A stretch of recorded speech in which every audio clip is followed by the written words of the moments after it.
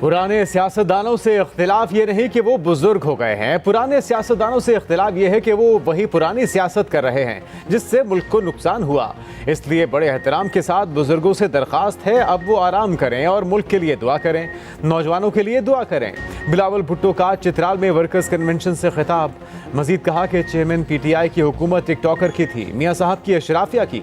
मैं चाहता हूँ अवाम की हुकूमत बने।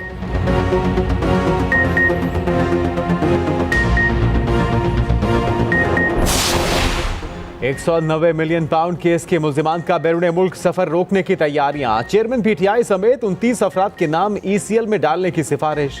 मुख्तलिफ महकमों ने 41 अफराद के नाम लिस्ट में शामिल करने के लिए भेजे। वफाकी काबीना की ज़ैली कमेटी बराए ECL का इजलास। वज़ीर दाखिला सरफराज अहमद बुगटी की शिरकत। इजलास में ECL से मुतल्लिक मुख्तलिफ नौइयत के केसेस का जायजा। कमेटी की सिफारिशात हतमी मंजूरी के लिए निगरान वफाकी काबीना को अर्साल की जाएंगी।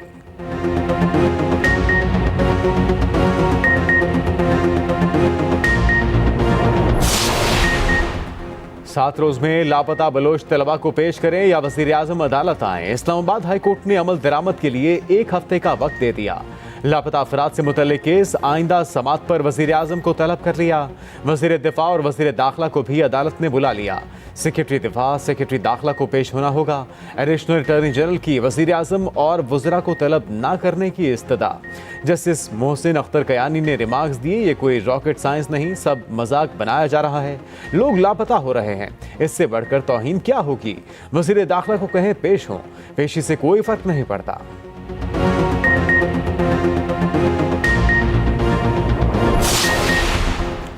साइफर केस में चेयरमैन PTI की दरखास्त जमानत पर समात। सुप्रीम कोर्ट ने वफाक और सेक्रेटरी दाखिला को नोटिस जारी कर दिया। आज की समात का हुक्मनामा जारी। अदालत को बताया गया साइफर मामले पर FIR 7 माह की ताखीर से दर्ज हुई। ताखीर बदनीयती और सियासी इंतकाम को जाहिर करती है। जस्टिस तारिक मसूद ने रिमार्क्स दिए कि कुछ दफात में सजा 2 साल है, कुछ में सजाए मौत और उम्र कैद। वकील सलमान सफदर ने कहा तहकीकात में कहीं नहीं बताया गया कहाँ जासूसी हुई या किसी दुश्मन मुल्क को फायदा पहुंचा।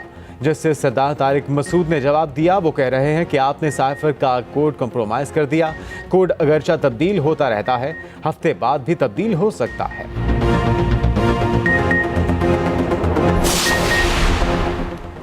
चीफ जस्टिस की ज़ेर सदारत सुप्रीम जुडिशल काउंसिल का इजलास। जस्टिस मुज़ाहिर नकवी के खिलाफ शिकायत और उनके एतराज़ात का जायजा। सुप्रीम जुडिशल काउंसिल ने जस्टिस नकवी के खिलाफ तमाम 10 दरख्वास्त गुजारों का गुज़िश्ता रोज़ मौक़िफ़ सुना। इजलास में जस्टिस सरदार तारिक, जस्टिस एजाजुल एहसन, जस्टिस अमीर भट्टी और जस्टिस नईम अख्तर अफगान भी शामिल। लाहौर हाई कोर्ट ने संगीन गद्दारी केस में जो रिलीफ दिया वो मांगा ही नहीं गया। चीफ जस्टिस के परवेज मुशर्रफ केस में रिमार्क्स। कहा लाहौर हाई कोर्ट का फैसला दुरुस्त भी हो तो दायरा इख्तियार ना होने पर बरकरार नहीं रह सकता। लाहौर हाई कोर्ट ने हाई कोर्ट के हर 3 जजेस के खिलाफ रिट जारी कर दी। जो दायरा इख्तियार इस्तेमाल किया वो हैरान कुन है।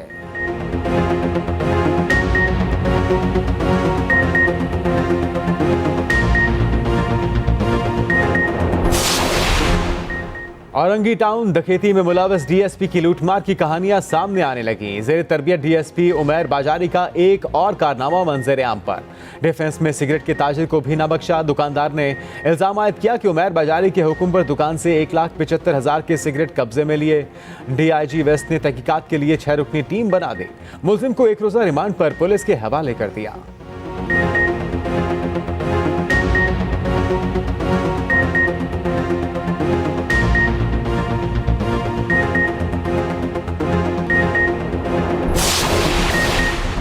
सिंध में सियासी सफबंदियां। कराची में MKM और नून लीग की अहम बैठक। MKM और नून लीग की मुश्तरका कमेटी की मुलाकात। इंतखाबी इत्तेहाद के नुकात पर मुशावरत। निहाल हाशमी ने मीडिया से गुफ्तगू में कहा कि इस बार सिंध में अपना वज़ीर आला लाएंगे। सूबे में शहबाज शरीफ स्पीड लाना पड़ेगी। मुत्तहदा रहनुमा अमीनुल हक बोले PP ने सिंध को बर्बाद कर दिया।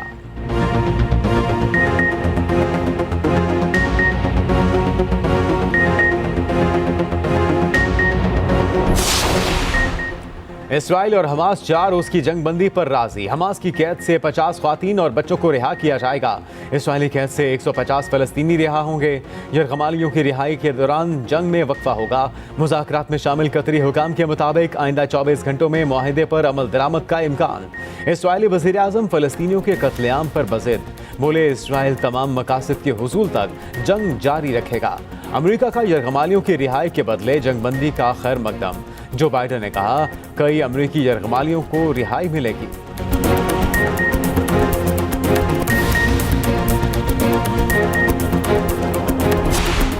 आईसीसी ने वनडे की आलमी रैंकिंग जारी कर दी।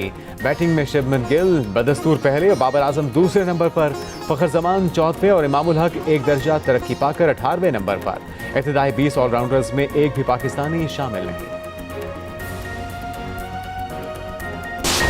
गजा पर इजरायली फोर्सेस की रात भर वहशियाना बमबारी, मजीद 80 फलस्तीनी शहीद, दर्जनों जख्मी। शोहदा में हमास सरबरा इस्माइल हनिया का पोता भी शामिल।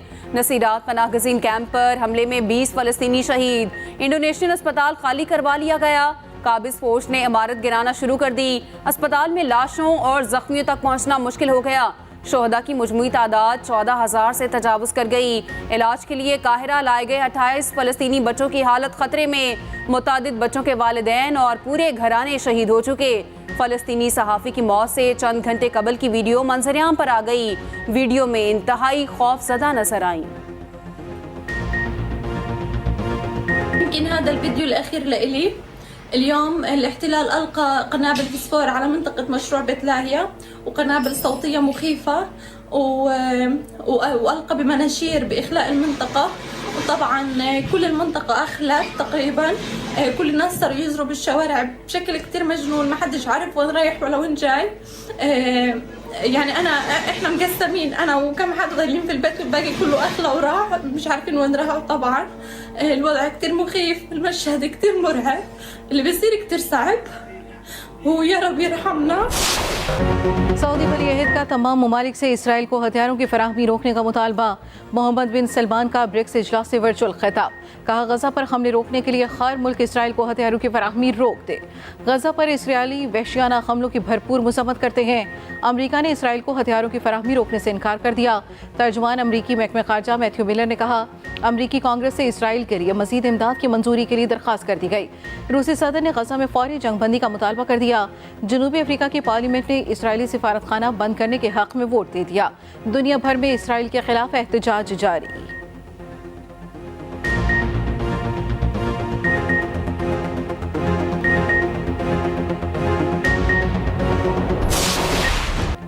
पाकिस्तान स्टॉक एक्सचेंज में तेजी का रुझान बरकरार। 100 इंडेक्स में 454 पॉइंट्स का इजाफा। इंडेक्स 57,825 की सतह पर जा पहुंचा। उधर अमरीकी करेंसी की कदर में कमी जारी। इंटरबैंक में डॉलर 48 पैसे सस्ता, कीमत 285 रुपये 30 पैसे हो गई।